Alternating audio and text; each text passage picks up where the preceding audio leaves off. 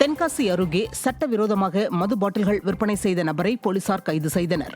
சிவகிரி பகுதியில் சட்டத்திற்கு புறம்பாக மது பாட்டில்கள் விற்பனை செய்யப்படுவதாக போலீசாருக்கு கிடைத்த தகவலின்படி அப்பகுதியில் சோதனை மேற்கொண்டனர். அப்போது மது பாட்டில்கள் விற்பனை செய்து கொண்டிருந்த நபரை பிடித்து விசாரித்த போது அவர் அதே பகுதியை சேர்ந்த அருண்குமார் என்பது தெரியவந்தது. இதனையடுத்து மது பாட்டில்களை பறிமுதல் செய்த போலீசார் அருண்குமாரை கைது செய்து சிறையில் அடைத்தனர். புதுக்கோட்டை மாவட்டம் ஆலங்குடி பகுதியில் உள்ள குளத்தில் அழுகிய நிலையில் மிதந்த ஆண் சடலத்தை போலீசார் மீட்டு பிரேத பரிசோதனைக்கு அனுப்பி வைத்தனர். குளத்தின் அருகில் இருந்த கட்டிடத்தின் கட்டுமான பணியில் இருந்த நபர் குளத்தில் ஆண் சடலம் மிதப்பதைக் கண்டு போலீசாருக்கு தகவல் தெரிவித்துள்ளார். சம்பவ இடத்திற்கு சென்ற போலீசார் சடலத்தை கைப்பற்றி விசாரித்ததில் நெம்மக்கோட்டையை சேர்ந்த மணிகண்டன் என சந்தேகத்தில் கூறியுள்ளனர். நீரில் 80% உடல் அழுகிய நிலையில் பிரேத பரிசோதனைக்கு பின்பே அது மணிகண்டனா அல்லது வேறு யாராவதா என்பது தெரியவரும் என கூறியுள்ளனர். மேலும் கொலையா அல்லது தற்கொலையா என்ற கோணத்தில் போலீசார் விசாரித்து வருகின்றனர்.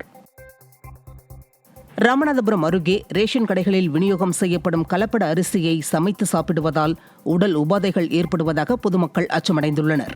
முதுகுளத்தூர் அருகே ரேஷன் கடைகளில் வெண்மை நிற கலப்பட அரிசி விநியோகம் செய்யப்படுவதாகவும் அரிசி தண்ணீருக்கு மேலே மிதப்பதாகவும் பொதுமக்கள் குற்றம் சாட்டினர். இதை வீடியோவாக பதிவு செய்த மக்கள் வட்ட வழங்கல் அலுவலரிடம் கேட்டபோது செறிவூட்டப்பட்ட அரிசி கலப்படம் செய்யப்பட்டுள்ளதாகவும் அரிசியை வெந்நீரில் ஊற வைத்து சமைத்து சாப்பிட வேண்டும் என்றும் தெரிவித்துள்ளார். வட்ட வழங்கல் அலுவலரின் இந்த பதிலால் அதிர்ச்சியடைந்த அப்பகுதி மக்கள் கலப்பட அரிசி விநியோகத்தை தடுக்க உரிய நடவடிக்கை எடுக்க வேண்டும் என வலியுறுத்தியுள்ளனர்.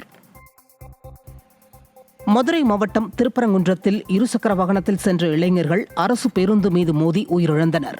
திருப்பரங்குன்றத்தை சேர்ந்த கௌதம் மற்றும் சரவணன் இருவரும் மது போதையில் இருசக்கர வாகனத்தில் திருநகர் நோக்கி சென்றுள்ளனர். அம்மன் கோவில் வழியாக சென்று கொண்டிருந்த போது எதிர்பாராத விதமாக சாலையின் குறுக்கே இருந்த தடுப்பு வேலியில் மோதி எதிரே வந்த அரசு பேருந்து மீதும் மோதி இருசக்கர வாகனம் விபத்திற்குள்ளானது. இதில் படுகாயமடைந்த இளைஞர்கள் இருவரும் சம்பவ இடத்திலேயே பரிதாபமாக உயிரிழந்தனர்.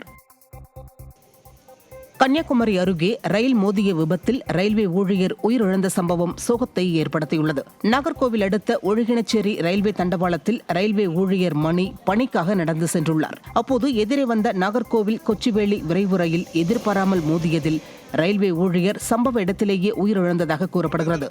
உடலை மீட்ட ரயில்வே போலீசார் விசாரணை மேற்கொண்டு வருகின்றனர். ஈரோடு மாவட்டம் தாளவாடி அருகே வனப்பகுதி எல்லையில் விறகு எடுக்கச் சென்ற நபர் காட்டு யானை தாக்கியதில் பரிதாபமாக உயிரிழந்தார். பாலப்படுகை மலை கிராமத்தைச் சேர்ந்த மாதவன் என்பவர் விறகு எடுப்பதற்காக வனப்பகுதிக்கு சென்றுள்ளார்.